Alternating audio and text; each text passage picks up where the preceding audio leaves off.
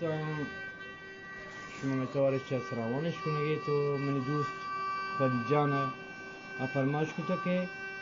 یک دونه که گواتی ساز مارا انشالله همی دوستانی که بتا همی چیزه شوکینه مارا بگر بده که دوستان اشکنو بکنم تی همی چیزه مارا امیده که شما را دوست بودید انشالله